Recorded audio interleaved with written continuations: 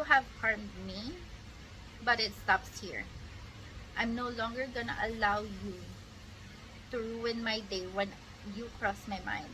I'm no longer gonna allow you to have power over my emotions. Ayun. Sabi ko, I'm just gonna type this out kasi baka may maiyak pa ako. Pero wala eh. Pero feeling ko kasi I'm not able to explain it as much as I could if I make a video versus like just typing it out. So bear with me if ever maiyak ako. Pero let's pray na I don't.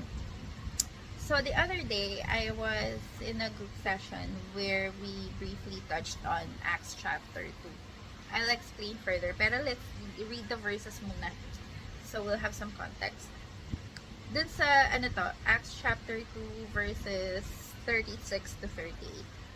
Sabi dito, therefore, let all Israel be assured of this. God has made this Jesus, whom you crucified, both Lord and Messiah. When the people heard this, they were cut to the heart and said to Peter and the other apostles, brothers, what shall we do? Peter replied, repent and be baptized, every one of you, in the name of Jesus Christ, for the forgiveness of your sins. And, may end pa, you will receive the gift of the Holy Spirit. When I heard this, I'm like, ganun lang yun. For context, no? For context. This verses, it's being addressed to the same people who crucified Jesus. Kaya, ganun na lang yung gulat ko na parang the same people who crucified Jesus. Ang gagawin lang nila is repent and be baptized. Yun lang. And then they will have the gift of forgiveness of their sins, salvation, the victory in the cross, even the gift of the Holy Spirit, diba? Parang sabi ko, ang naman, bait naman. Diba? Parang ngayon, like, if you commit a crime, there is a punishment. And sometimes, ako, when I see, like, inhumane killings, for example, inhumane crimes, alam mo yung parang minsan, parang the penalties that they get, yung kahit na lifetime pa sila makulong, sometimes you just feel na it's not enough. The damage that you've done, the life you've taken, the anguish that is left behind, that is to stay with the family, with the friends, with the people who love the person you killed. It's gonna stay forever. They're gonna suffer for the rest of their lives because you made the wrong thing of, the horrific thing of, say, killing somebody. So, sabi to, nung binabasa to, I was like, grabe, ang bilis makamove on.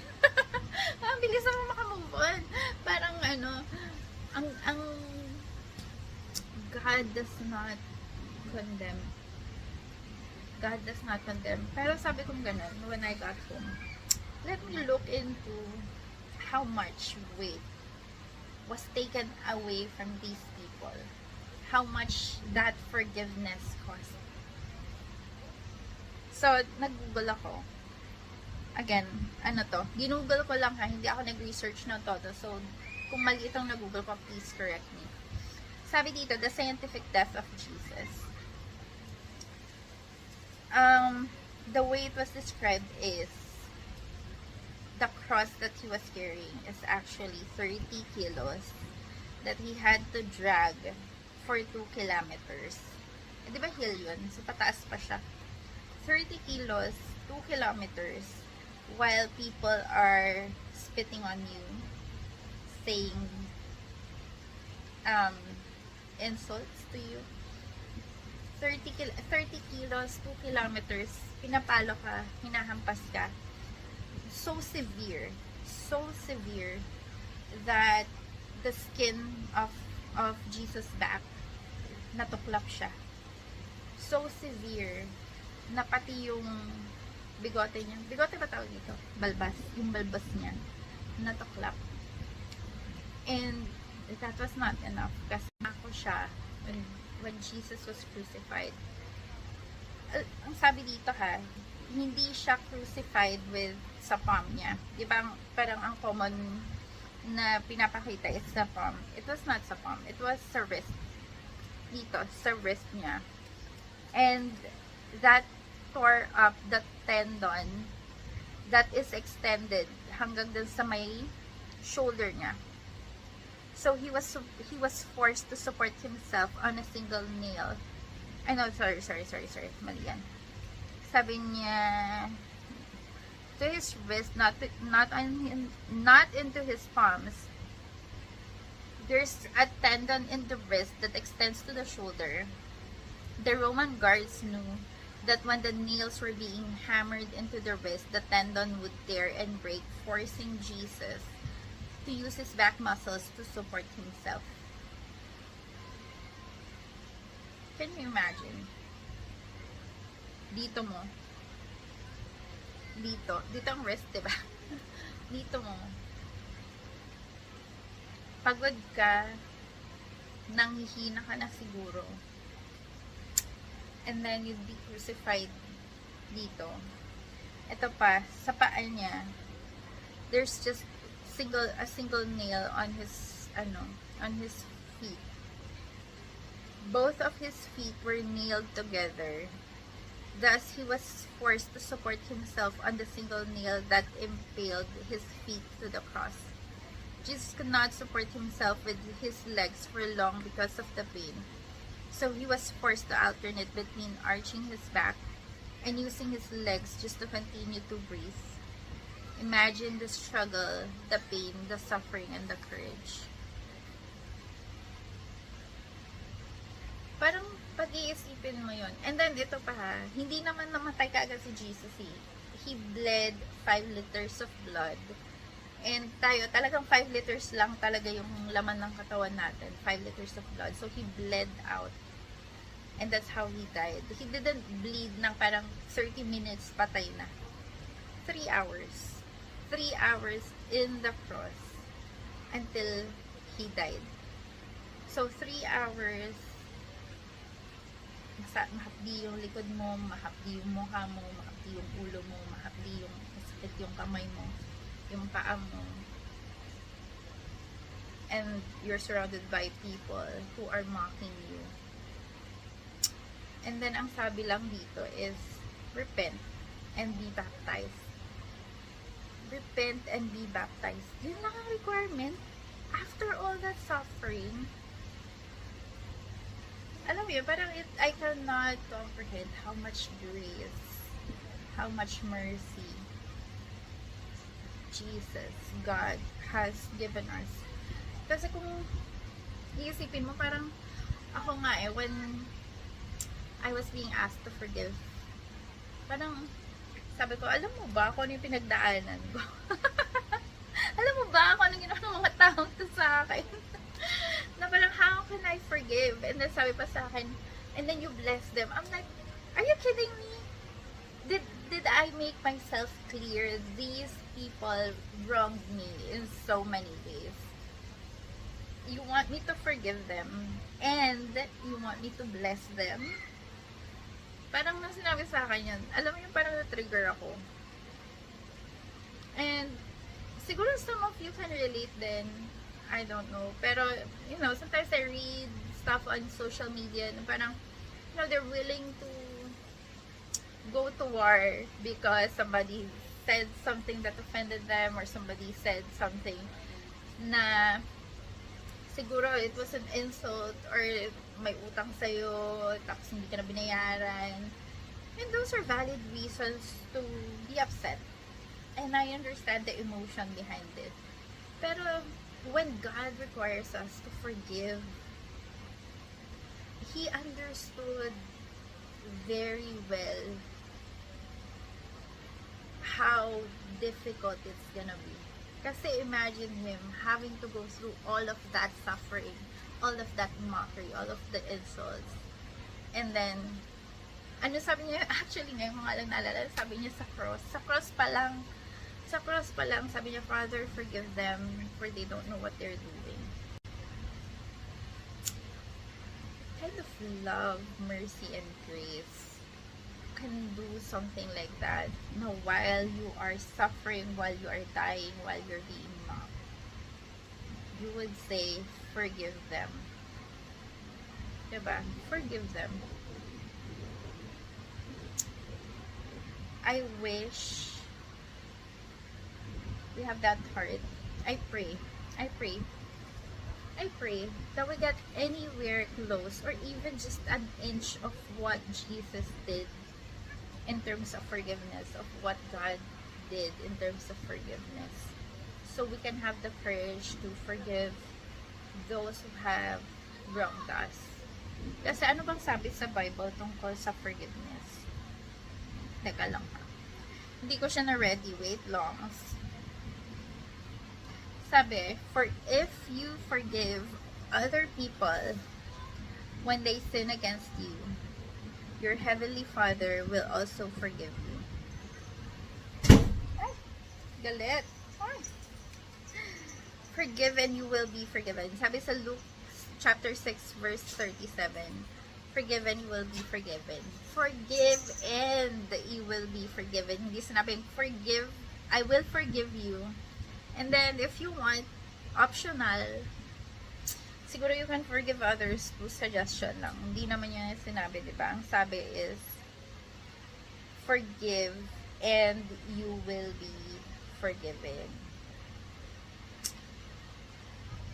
Ang hirap. Ang hirap. Ang hirap. Ang hirap mag-forgive.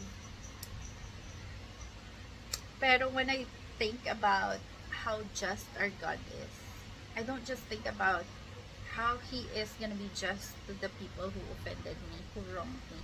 I'm also gonna be thinking about how is He gonna be just to me. Diba? Ang dali kasi nasabi na, Lord, iganti mo ako doon. Eh, paano naman yung mga minali mo, diba? I mean, kung wala kang minali sa buong buhay mo, wow. Galing. Ako, aminado ako. I have wronged so many people. Maybe not to a degree na, you know, pero it's not an excuse eh. We say the small sin is the same as a big sin in the eyes of God. If God is gonna punish those who wronged me kapag hindi sila nag-forgive, like what kind of punishment would I receive? Sige na nga, Lord, magpo-forgive na ako. Magpo-forgive na ako. Hindi. Pero this is yung forgiveness, it was dealt with a few months ago. It was really one of the things na I would say very difficult for me. Sabi ko talaga, Lord, I don't know how to forgive. Like, is it an emotion? Do I feel forgiveness? Like, how do I forgive? Diba? How do you forgive? Pero when I was struggling with it, sabi ko, Lord, I'm struggling with this. I lay this on your feet. I surrender it to you. And that very day, weight was lifted off my shoulder.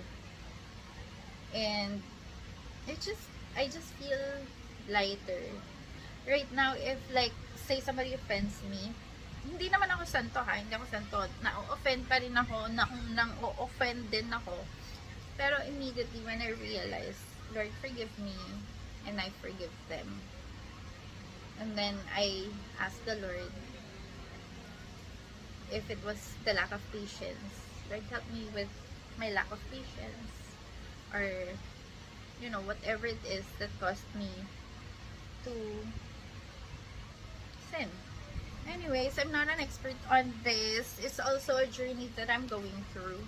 And I just felt compelled to share this with you. Kasi when I realized how easy it is for us to be forgiven.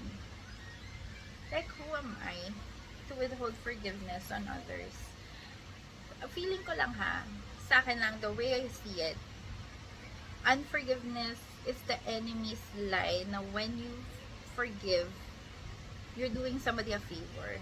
Now, when you forgive, it nullifies, it voids the experience you had, the emotions you have. Pero no it's not Parang, though, kaya ka nga nagpo-forgive kasi minali ka, o mag-forgive ka ba kung hindi ka minali? It acknowledges, forgiveness actually acknowledges that you were wrong. Try mo, pumunta ka sa mall, randomly tell people, I forgive you, kahit na hindi ka inaano. Di ba, mainis sila, ba't ka nagpo-forgive? Like, inano kita. Kasi, you cannot forgive somebody who did not do you wrong. Kaya, sa akin, the way I see it, it's a lie from the enemy na when you forgive, you're doing the other person a favor. No. You're doing yourself a favor because you have harmed me. Forgiveness for me is, you have harmed me, but it stops here. I'm no longer gonna allow you to ruin my day when you cross my mind. I'm no longer gonna allow you to have power over my emotions. Hindi na, you cannot steer negative emotions in my heart anymore. I forgive you so I can have my peace. Na when I learn about you're doing better, you're having a good life, I wouldn't feel bitterness in my heart kasi I forgive you. You no longer have power over me, you no longer have power over my emotions, you no longer have the power to create more damage to me. Does that make sense? I think that's the power of forgiveness na we don't fully understand, and it's just recent for me to understand that.